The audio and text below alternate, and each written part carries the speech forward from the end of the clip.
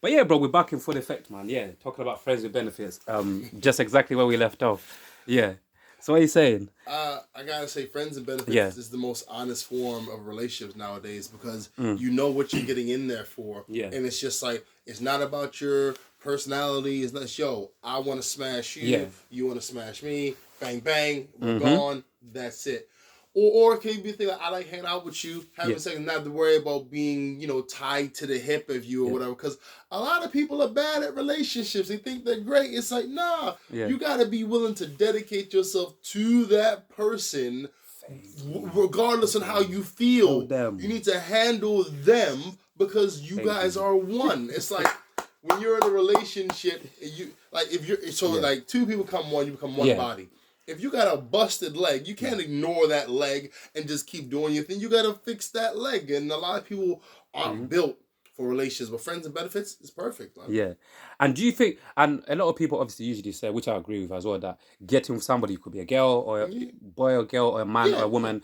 You should never get with anyone unless you've sorted out yourself, like mentally or whatever traumas you've got. Do you see that? Yeah, that kind of saying. In theory, that's the best. Yeah. In theory, you know yourself. Yeah. You love yourself. Yeah. What do you think about that? Your thing. That's great. Yeah. But realistically, people are too impatient for that. Because, a lot of dudes think they're going to die alone. And girls are worried about the ovaries and their eggs. They're just rushing relationships. I love this, bro. That's it. Everyone's telling them stupidness and they're believing it. And they ignore the fact that, like, we got 70-year-old Asian women that are still having babies talking about your eggs are going to run out. Don't nobody know what your body going to do. Exactly. You are in control of your body. But, yeah, man, I mean, everyone's rushing to get in a relationship. Like, I got a phrase, and this dawned on me because, as I get older, a lot of women want me to be the father of their children, bro. Yeah. Like, they just want me to raise their kids. They don't want me because I'm sexy as no, like, we gonna raise the shit out of my kids. That's what they look at me as now. But I realized that almost all women want to be married, that they don't want to be a wife. Because being a wife means it's not about your girlfriends. It's not about how you feel. It's about making sure your husband is taken care of because that's your main priority. He's dedicated his life to you, and you've got a all expense paid receipt for half his stuff if it don't work out. Yeah. So technically, you should be handling your business as a wife, but it's a lot to ask. Very interesting. Another interesting perspective to look at. It, And do you think? Obviously, there's always excuses. Of course, times change. Of course, people change. Do you think like? And obviously, if you say yes, and why? Innit? Do you think nowadays it's harder to be married nowadays compared to back in the days? Much harder. For Much you, harder. Why? Well, I mean, I'm not married, but I feel like it's a lot harder because when back in the day, like Chris Rock said this, when you'd leave your wife to go to work, you'd leave her for the whole day. You wouldn't talk to her. You wouldn't have any correspondence with her. You wouldn't see her till that evening where then you would talk about each other's day. Now with Snapchat, Instagram, LinkedIn, FaceTime, what you just... My head is even getting tired already. You're just naming all of them. You don't have to ask about her day because you've seen it on Instagram. We'll hug you next one day. Because I seen it on Instagram. Let me see imagine being at work and you want to see how your wife's day is going. Let me go on Instagram quickly or Snapchat quickly. Let me check the storyline. Oh, she's been watering the plants. Okay, she been... Yo, you can see all of that. You don't need to ask anything because you already know. There's nothing to talk about at the end of the day. Unless you're one of those couples who are legit cool as shit where you're like, oh, I saw that happen. Like, oh, let me tell you the story behind that. Blah, blah, blah, blah. Yeah. But not everyone's good at that. Yeah. Not everyone's good at communicating, and we don't acknowledge the fact that because there's a stigma that goes with. I'm a rep for men right now. There's a stigma that goes with men. Men only want women. Talk your shit. No, I am. Talk your shit. No, there's a stigma that men only want women for sex. It's like, listen, you gonna stop painting this bullshit false narrative that you go, girl, I used to cook and clean and suck his dick and he just left me. Word. Because that's how we men operate. Yo, what'd you do with that new PlayStation 5 that has the best graphics? It played the game for you. It vibrated for you. Oh, I threw it out the window because it was that good. Because that's how men operate. Yeah. Like, you're not going to paint this narrative anymore. We take from the female what's readily available. And sometimes it's just vagina. It's unfortunate, but sometimes there isn't a personality. You don't think a dude would want to wake up with his girl, baby, can you help me beat Super Mario World? Yes, let's do it. Of course we'd want that. Of course we'd want a girl to be like, hey, babe, I'm going to go to the gym. Can you help spot? Yes, of course we'd want that. Yeah. But not every girl is bringing that to the table. It's the harsh reality, as they call it. It's the harsh reality. Like the example is we as men get given the best females in the world and we just treat them like trash because that's what guys do. It's a false narrative. It's a false narrative. Like, you know how many dudes say love? Like you said, I love you earlier, bro. Yeah. Not prompted. You know how many guys I see say love to each other nowadays? Yeah. Love, bro. It's Absolutely. so much love in the male community. Yeah. It's ridiculous. Trust me, man. It's so much love. What doesn't have love is that community that likes to talk about each other, try to fit into jeans that they bought back when they were 16 years old. Now they're 45. It's just that community is all about self-hate and self-critique and all the rest of that. And they try to say that we're only after one thing. Yeah. And do you think, because over the years, I'm not going to lie, I'll keep it real, even on camera, because I always do. I used to think certain females and girls used to say what I'm going to say to me, What I'm going to say, I used to think when they say this to me, they only used to say it because they just used to want dick, they just love fucking me, whatever, or they used to love my company. But, when women, for you, in your journey, do you used to, this phrase, do you hear it quite often as well? Especially, obviously, not nowadays or growing up, that, I got more male friends than female friends. Yeah, I love that one. Why is that? I mean, I'm only guessing here because I'm not a female. But the reason why you got more male friends than female friends, because the male friends give you more attention, which is what really boils down to. Because, females, there's a type of stigma on being alone. It's like if you're alone, you're not wanted. You're ugly. You're horrible. Yeah. Someone should always want you. Absolutely. But if no one wants you, what is your worth? Like, women measure their worth in attention. And I know it's like, no, we don't. We just do it for ourselves. You don't. Yeah. You really don't do it for yourselves. It's the attention that ladies go for. Like, and having more male friends, give them more attention. Okay. Because a lot of women like to say this thing where it's that women or girls talk a lot of this and that bitch a lot. Come on, surely not, man. I'm not gonna say they don't, but if that's the only reason, which you ain't friends with no female, all females doing that all the time. Exactly. You said it better than me. Yeah, exactly. After a while, you tell me every female you've met have been bitchy, and maybe something about you is being a little bit bitchy. I mean, I can't believe that every single female you'd meet, but I will say this with my whole chest: as men, we ain't shit. Because we know deep down, for example, if you're in a relationship, a committed relationship with a girl, right? Yeah. And this fine ass girl out of nowhere just throws it at you and you don't take it. You did the right thing and you hate yourself for it. Because you're like, yo, I could have smashed that fine ass girl, but I didn't. I did the right thing and I feel like a goddamn idiot because I did the right thing. We ain't shit. Because there's this head and then there's that head. Of course. And we be battling. That's one of my craziest battles too. Yeah. Oh, that's one of the craziest battles. Oh my God! Stop acting. In the 20s, it was a war, bro. You think Ukraine got it bad? In the 20s, just tell them. I'm not trying to smash every single solitary female I meet or her girlfriend or her sister. But it's just like me, bro. Yeah, it was a problem. Honestly, I can relate to you, man. I used to have days when I'm waking up and I'm telling my brothers, my cousins, that I used to be like, yo, we're having conversation and I'm saying to them, yo, I feel like I could fuck the world, bro. Yeah. I feel like I'm the horniest guy in the fucking planet. The testosterone was wild, bro. Yeah. And if you're not playing sports to get out your system or going in the gym or something, you just can't sit with that, bro. You be smashing the ugliest chick in the world. We're like, yo, a hole's a goal, bro. Everyone said the hole is a goal, bro. But that's what you get to at that point. We just all the testosterone just flared up, bro. It's crazy. And bro, even besides comedy, what else are you passionate about? What other I'm passionate about training. I love training. I love basketball. Basketball's a big passion of mine. What team you support? What basketball team you support?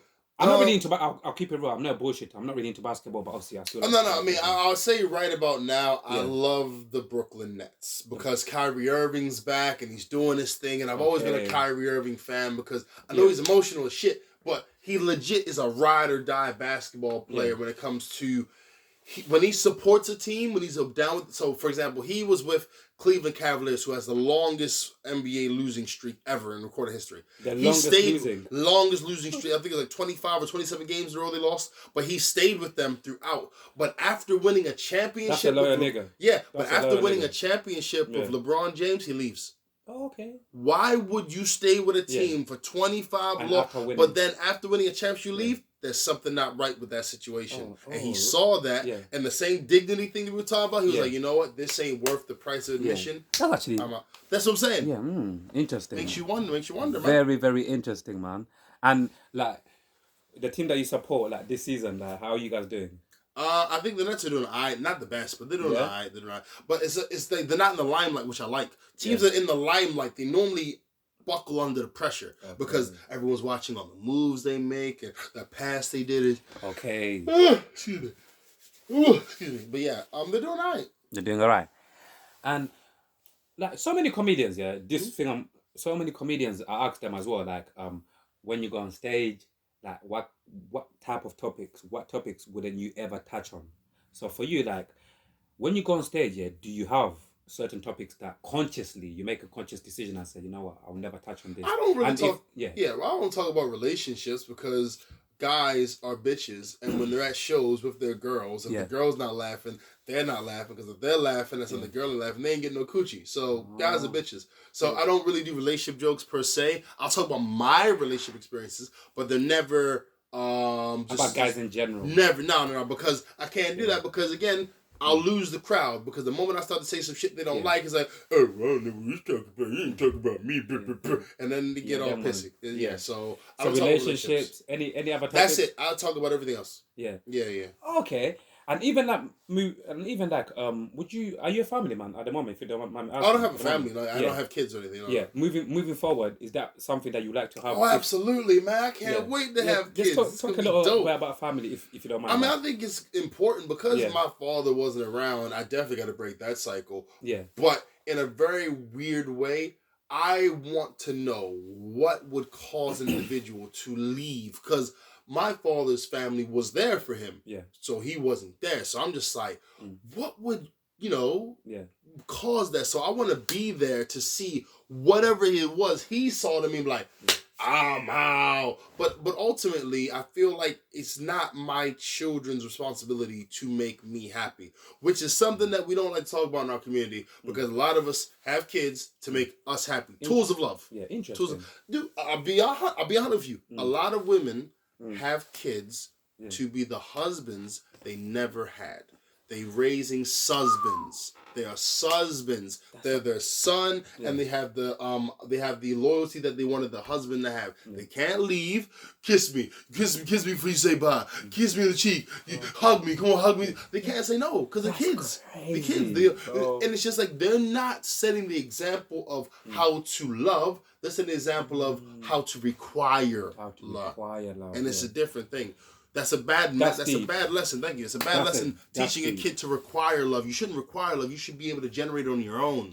So I want to be an example to my kids, and hopefully they'll be that example to their kids. And moving forward, I can create this family, this line, this family tree of kids who love themselves, who create families that love themselves, and hopefully just put a little chip in this messed up toxicity that we have in our culture. And I love it. And have you tried before, like being a family man with a woman? No female I've met has been qualified to have my kids. No female I've met. Okay. Because they've all had big barrels of issues, bro.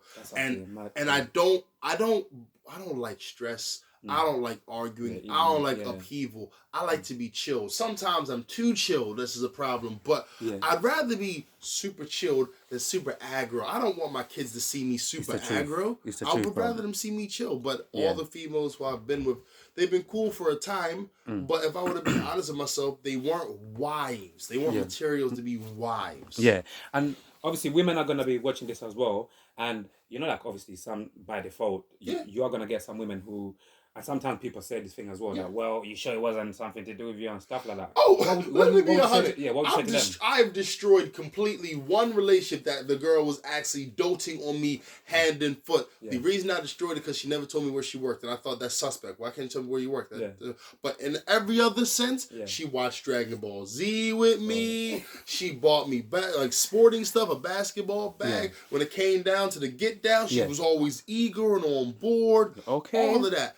But the whole, and I was very immature at this time, and I was like, I wanted to find a reason to end it. So I'm not perfect. I make plenty of mistakes, but I own my mistakes, which pisses people off, because if I own my mistakes, they have nothing to call me on. Nothing. They'll say, Brandon, you were wrong. I know. Exactly, bro. You made a mistake. Yep. It ends the conversation. Because the moment they say, I did it. I know I did. Yeah, that's it. I did it. Yeah. Like, there's nothing else to talk about. I've acknowledged I messed up. Conversation's over. I'm loving this, man. I'm loving this. Earlier we spoke about obviously Friday, how we're speaking comedians, about comedians.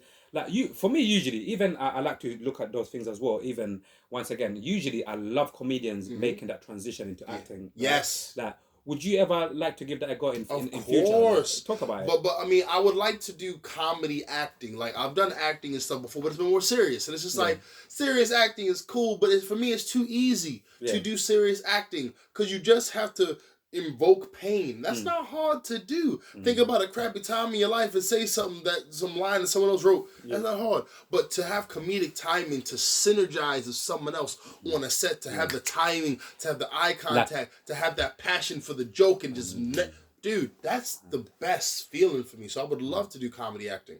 So holla at me. Definitely, man. You heard that, producers, man. Holla at him, man. Have you tried to maybe even go to any auditions or thought about applying on that? Okay, so I'm going to tell you this story. And I'm not going to say what I feel the source of it was. I'm going to tell you the story. You make your own assumption. So, back out of college, I was fresh out of college, and I had an audition for Channel 4's Friday Night Project. And I was hyped. I said, yo, Friday Night Project? Because I'm coming straight out of college. I'm like, I'm about to rock this. Go to the audition. The audition was fire. It was fun. I had the dude who was doing the interview laughing. He was laughing his ass off at the audition. So I'm like, I got this. They call me, say, Brandon, we love you. You're funny. We want you to come down, be involved in the sketch. Sweet. Yeah, I'm just like, all right, cool. So I get there, and I'm looking around at everyone I'm acting with. I see a fat white guy. I see a young white girl. I see a white mother, mature age. I see 2 white kids. I see an effeminate white male, and I see an old white woman. I thought, oh shit. Oh shit. Something about me don't feel too stable right now. But I thought, just do your thing. So I go through makeup and everything, and I'm just feeling like a super. So I'm going through makeup. Oh shit. And then they call everyone into the set, barring me and the old white woman. And they say, we really, really hate to say this to you guys, but we don't have enough room on the set, so we're gonna have to send you 2 home. And I was just like, okay. And I got myself on leave, and it was the weirdest thing, because I was told, because I did performing arts in college, and I was told, and I was told, you can mess up on the audition, they won't call you back. You flub your lines, they won't call you back. But I was never told you can get the audition and then be told you're not able to do after you get the role. I was never told you can get the role. I've never heard of that before. Neither did I, brother. Neither did I. I've never heard of that. But that threw me, because I was just like, hey, what the fuck else is there? I got the audition and I still didn't motherfucking make it. Like, cut me up. Give me a break. But that was that took the wind out my sails a little bit. I ain't gonna lie, because it was just like I did everything that I was supposed to do, and you was in there. And I was in there, bro. You were literally in the door, and then that's it. And then the door was like, actually, you can take your black ass out, and right. So, how long ago was that? Like, that was 2006. I was fresh out of college, years bro. And years. Yeah. So but and you never ever tried to audition for anything else? Like? No, I did, and I've had similar experiences where I would get it, and then nothing fucking happens, and it's just like. So I've sort of accepted the fact that if something's gonna happen, I'm gonna have to do it myself. Like, I love writing, I like directing, I love the creative side of it. So I may just make my own version of it and just do the shit myself. I've got this thing that you just made come in my it just literally popped in my head. Like, and so many times, like, because I observe so much. Partly that's why I decided to also start this platform because there's certain things I want to talk about, certain people that I want to connect. Yeah. There's a certain world that I want to connect together that it's only me. I'm gonna be. It's the reality is in my head. Otherwise, if I just stand there and just think about it and not do nothing, it's not gonna happen. There you go. So even with this thing, you just said something that touched me, and I've been thinking about it for a very, very long time. Yeah, is you write. Like you're very passionate and you like to start something, but I believe obviously to start anything, it's all about getting the right people together as well. Like each individual who can do certain things, especially like you know acting, you need camera crew and all of these people. I've got this thing, and I believe like we've got enough talent in the UK, obviously. Of course. And obviously now people are making more money than ever. People are in better position. We've got creative people, camera people. Like for me, like, have you ever thought of why? There's a lot of people who are who are celebrities or whatever, people who mess with each other, they're mutual friends, people who might know someone that knows someone that knows someone. The older I get, I'm building this platform, I keep on asking myself this question, yeah? Why? Obviously, leave the BBCs, all of these people alone. I'm talking about just creatives who have literally made a name for themselves and now they got it on platforms, yeah? Why haven't people literally got together and literally made movies or came together to even start something? Do you get what I'm saying? Because I feel like there's so many people in the industry who do so many different things, but I feel like how can people still end had meetings to be like, you know what, let's get together and create this, bro. You know that person, that person, that person, because you get what I'm saying? It blows my mind because like we got dope like actors, we got dope comedians, like you're saying, we got dope people all over the place, and I'm sure we got directors, all people that do something, and people know each other. We've got this scene, but why do you think people still haven't came together and actually really, really made that difference of like, let's work together? Do you get what I'm saying? Yeah. The only thing I could assert it to or connect it to, I should say, I gotta say it's ego. I would have to say it's ego. I hate that fucking shit. Man. I mean, I feel like everyone feels like their culture is the best. I don't feel like everyone's a little bit too precious with their culture. Listen, I'm proud to be African American, but there's a lot of fucked up things with us, and I accept that. But I feel like to do something like Friday, one of the comedians, AJ Johnson, Ezel, he was a crackhead. He was legit. He played a crackhead. Smokey, he played a weed selling drug fiend that had like a little twitch or whatever. Big Worm, Faison Love, he fucking played a drug dealer. Big Worm. It's just like riding a fucking ice cream van with a with the world in his head. Like you have to be willing to actually take that leap, and I feel like there's a lot less pride when it comes to it from America. Like, yo, give me the role, I'll do the role. Fucking look at Medea, man. Tyler Perry's in a goddamn dress doing this thing. It's just the ego level I feel like is a little bit too high out here. And I'm not trying to say you can't be proud of your culture. I'm not trying to say you can't be proud of your history and be proud, but also be practical. You can make more working together than you can pulling apart. So, because even that's what keeps on spinning my mind. Because like I said, we've got people like people who have gone literally right through the other doors. Like you know, like even people who are associated with Top Boy, like Ashley D, people Ashley Walters, people who actually. He's got his own acting school as well. I think like people who actually now have got connects where it's like can just say have big meetings and make certain things happen rather than man, because we can keep on. For me, I feel like we can keep on comparing ourselves to Americans, talking about Americans, but I feel like we've reached a point where it's like we can start our journey as well rather than keep on just admiring. If you you absolutely can, but like I said, with risk comes reward. But a lot of people don't want to take the risk now. It's big out here, and I say this with all the love in my heart. This country has a really bad habit of risk assessing an idea to death.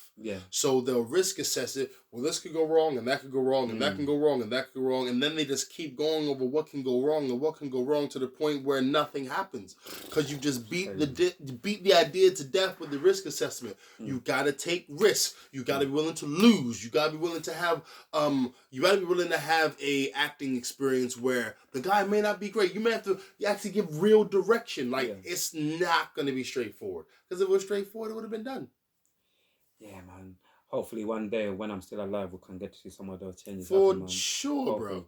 And do you think the UK or certain people in the UK till this day, they envy the US entertainment industry way too much? I think envy and are jealous of. Yeah, I would say that. And it's unfortunate because you guys got a lot out here, but it's just because it hasn't been cultivated. Like, have you heard of a show? It's like, this is early 90s American. In Living Color.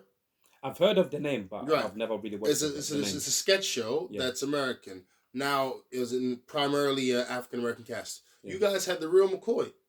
Oh my God. It was a dope ass show. Yeah. But again, when you have something like that, it needs to be kept going. Now, I know you had the Desmonds after Real McCoy, or those around the same time period, but it didn't keep getting pushed. They pushed Brookside and Coronation Street and East Enders and Emmerdale and fucking Home and Away. They push all these dumbass shows of no cultural relevance to you whatsoever. Sure. But because a lot of people was like, oh, I could make that, but I could fail. I don't want to fail. I'm not going to do it. I'll just watch East Enders. And that's it. Yeah.